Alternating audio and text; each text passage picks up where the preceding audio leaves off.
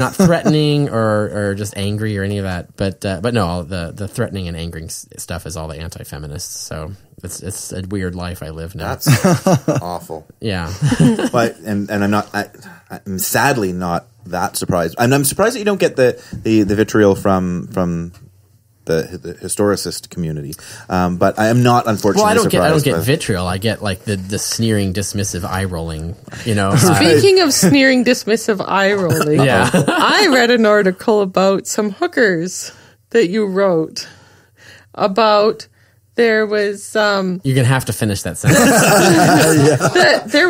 You wrote an article, and you were getting criticized for being much too scandalous and not very academic because you wrote an article about somebody I made a joke having two hookers on a Torah. Yes, exactly. No, this is Maurice Casey, who was crazy. I'm in my heart of hearts, I'm convinced, in my opinion, that he was actually literally mentally ill.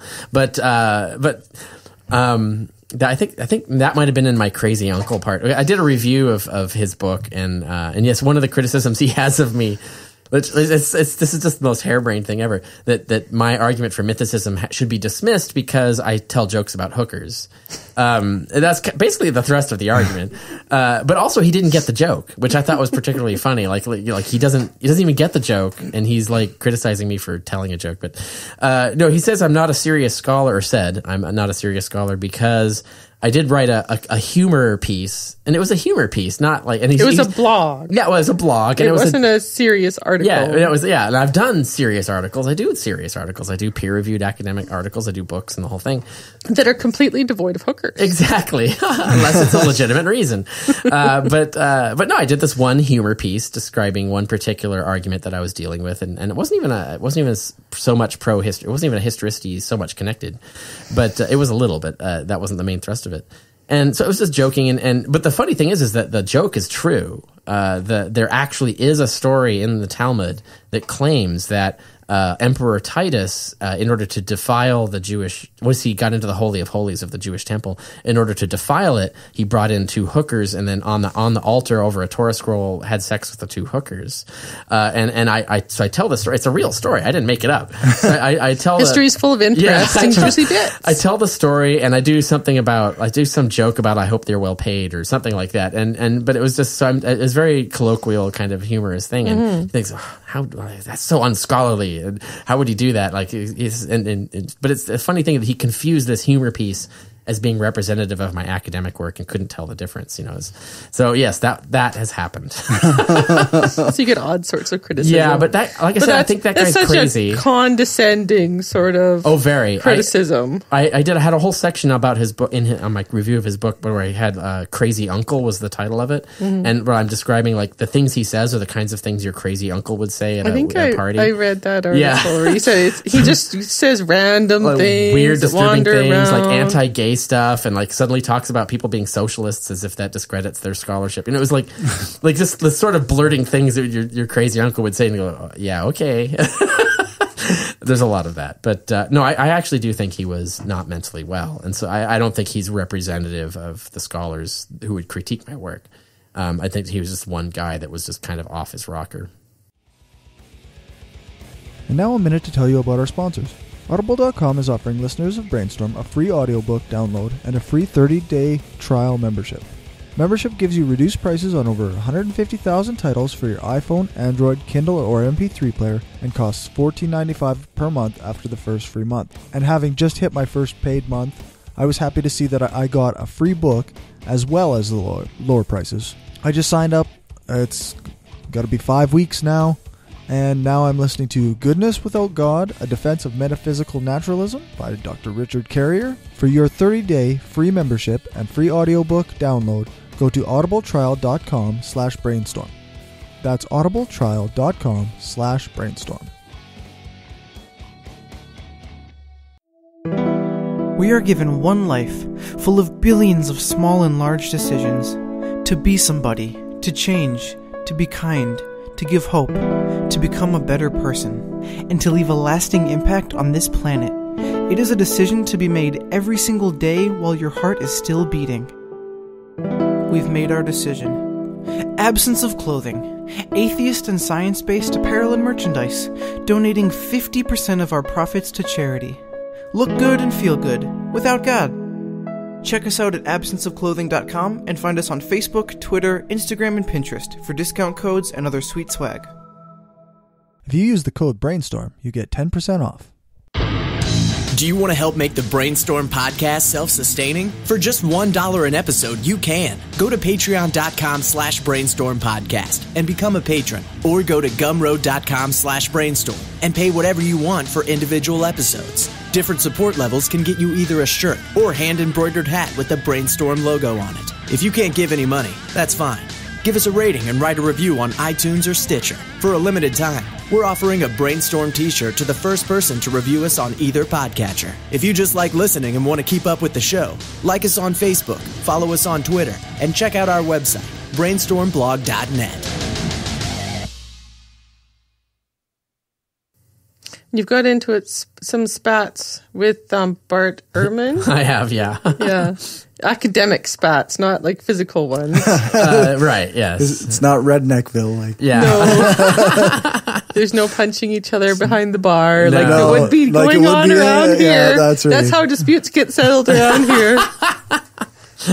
Yeah, no. And then you go drink after. Yeah, that's right. Yeah, no, his book was terrible on the historicity issue. He really phoned it in. It was really below the standard of his other work. And I wrote a really scathing review where I caught out like about 30 of his mistakes. Like some of them are serious factual mistakes or serious logical errors, direct, blatant self-contradictions and things like that.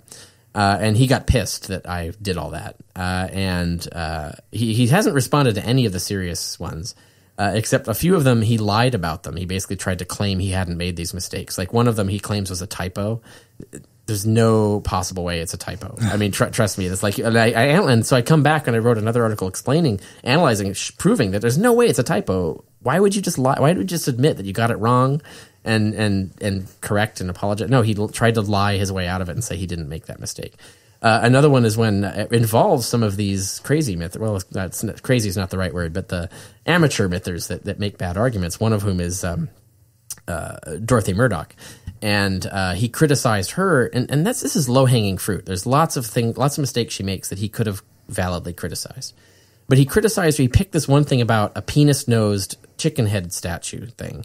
So it's like a penis-nose cockerel head thing. It's a bronze statue that was supposed that she claimed, that he says she claimed was in the Vatican, and it comes from the ancient world, and it says "Savior of the Universe" on it in Greek. And he basically criticized her for making this silly, ridiculous thing up.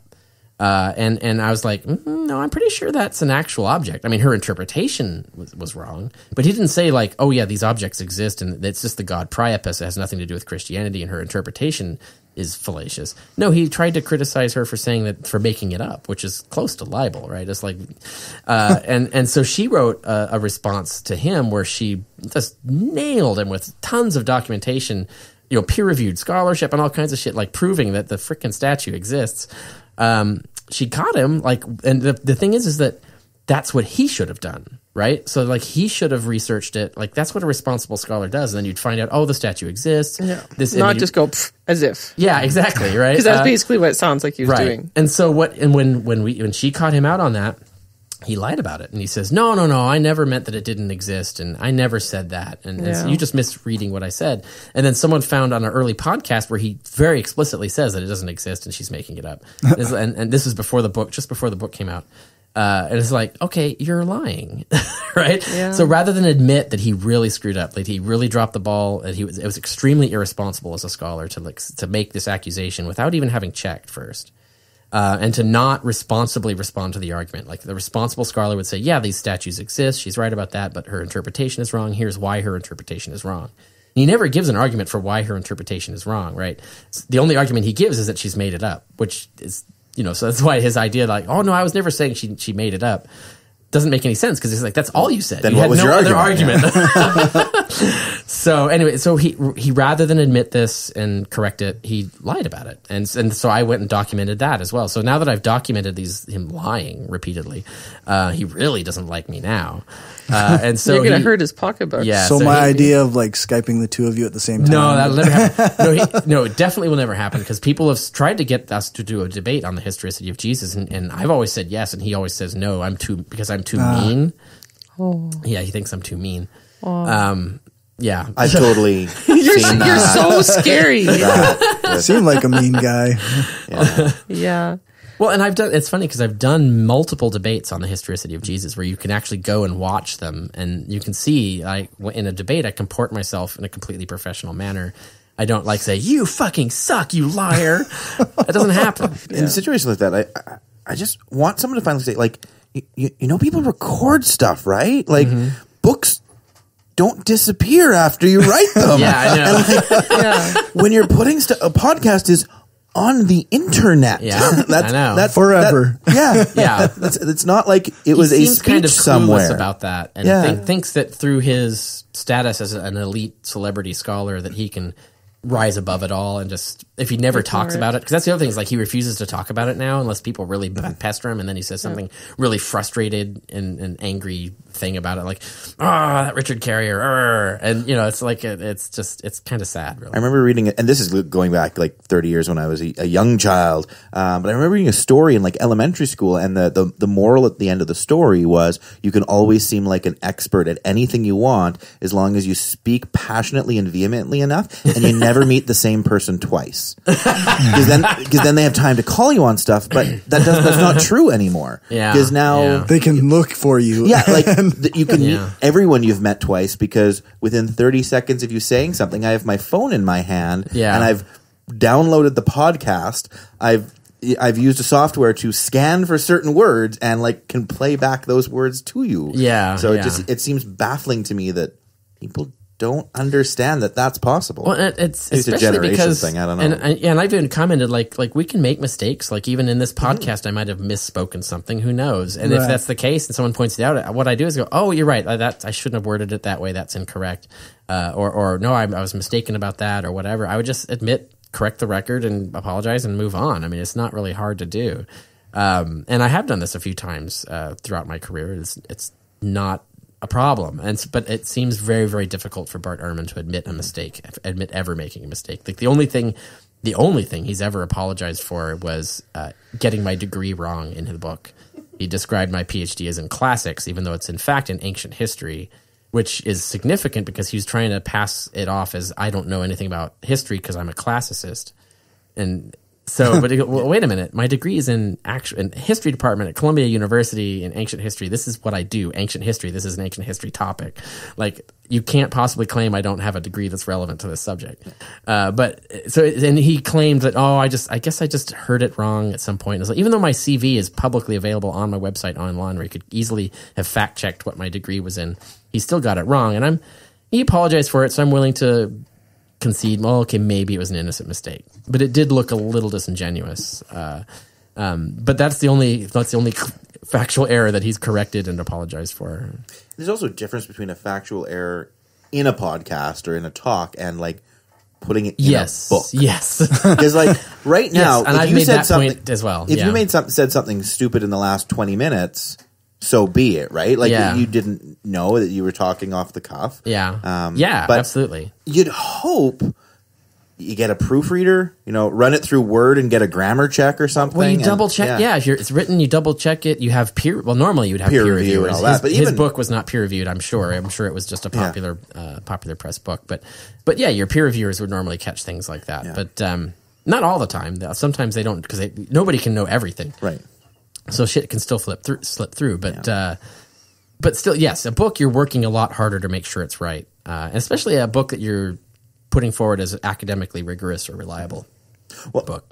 And you can still make mistakes. It's just you're not going to make as many. A book where you're being critical of another scholar, you have to know if you're coming out and attacking the work of another scholar, they're going to counter that, right? Like I'm assuming you had that same thought process, right? You're in your books, you're attacking the claims of some pretty big heavy hitters in the field. Right. And I make sure my ducks are in a row. Yeah. Because if you're not answer, right? like they will smack you down. Yeah. And I'm not going to be like, oh, you're so mean. How dare you criticize me? That was the other thing. It's like a lot of the shit that he complains about me doing is shit that he did. And I'm just responding to, it's like he's saying like, well, you shouldn't be making. The other thing is